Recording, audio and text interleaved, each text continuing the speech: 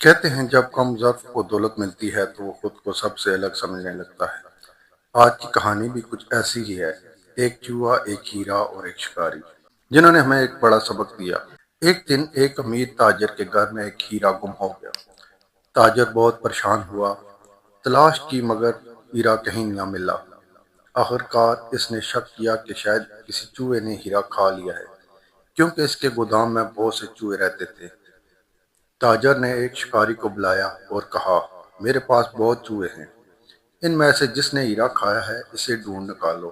شکاری نے سب چوہوں کو دیکھا، کچھ کھے رہے تھے، کچھ دانا کھا رہے تھے، مگر ایک چوہا ایک کونے میں چپ چاپ بیٹھا تھا، چہرے پر درد کے آثار تھے۔ شکاری فوراً سمجھ گیا۔ اس نے اس چوہے کو پکڑا، مارا، اور جب اس کا پیٹ چیرا تو اندر سے ہیرا نکل آیا۔ تاجر حیران ہو کر بولا، تمہیں کیسے پتہ چلا کہ یہی چوہا ہے جس نے ہیرا کھایا تھا؟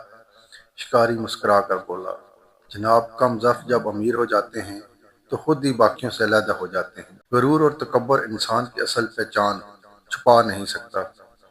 جو اندر سے کمزور ہوں، دولت پا کر بھی وہ خود کو دوسروں سے الگ سمجھتے ہیں۔ غرور انسان کو سب سے جدا کر دیتا ہے، مگر عقل رکھنے والا ہمیشہ سادہ اور عاجز رہتا ہے۔ ظرف کا مطلب ہوتا ہے برداشت، اعلیٰ اخلاق، بڑائی یا حوصلہ۔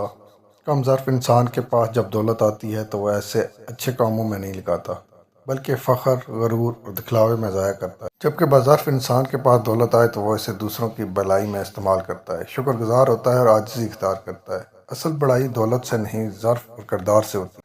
جب کم ظرف انسان کو دولت ملتی ہے تو اس کے اندر کی اصلیت باہر آ جاتی ہے۔ پیسہ اس کا اخلاق نہیں سنوارتا، بلکہ وہ بگاڑ دیتا ہے۔ وہ سمجھتا ہے کہ دولت سے عزت خریدی جا سکتی، لیکن باظرف انسان کے پاس جب دولت آتی ہے تو وہ شکر ادا کرتا ہے، لوگوں کا سہارا بنتا ہے۔ کم ظرف کو دولت ملے تو وہ خود کو کھو دیتا ہے۔ اصل دولت کردار کی ہوتی ہے۔ سونا دل کا ہو تو چمک کبھی کم نہیں ہوتی۔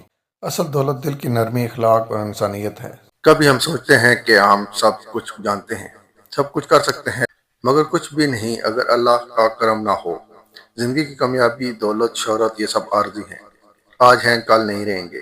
اس لیے ہمیں ہمیشہ عاجز رہنا چاہیے۔ یاد کرو فرعون کو، جو اپنے آپ کو خدا سمجھ بیٹھا تھا، لیکن ایک لمحے میں سب کچھ ختم ہو گیا، سمندر نے اسے نگل لیا۔ اس طرح قارون نے دولت پر مغرور ہوا، زمین نے اسے اپنے اندر لے لیا۔ غرور انسان کو اندھا کر دیتا ہے اور عاجزی انسان کو اللہ کے قریب کر دیتی ہے۔ ایک عاجز انسان کے چہرے پر سکون ہوتا ہے اور کسی سے نفرت نہیں کرتا اور کسی کو نیچا نہیں دکھاتا۔ عاجزی انسان کے دل کو نرم رکھتی ہے۔ کبھی سوچو، جب کوئی تمہیں نیچا دکھانے کی کوشش کرے تو خاموش رہ جانا، یہی اصلی طاقت ہے۔ عاجزی کمزوری نہیں بلکہ وہ روشنی ہے جو دل کو بڑا کر دیتی ہے۔ دنیا فانی ہے، آج تمہارے پاس ہے، کل کسی اور کے پاس ہوگی۔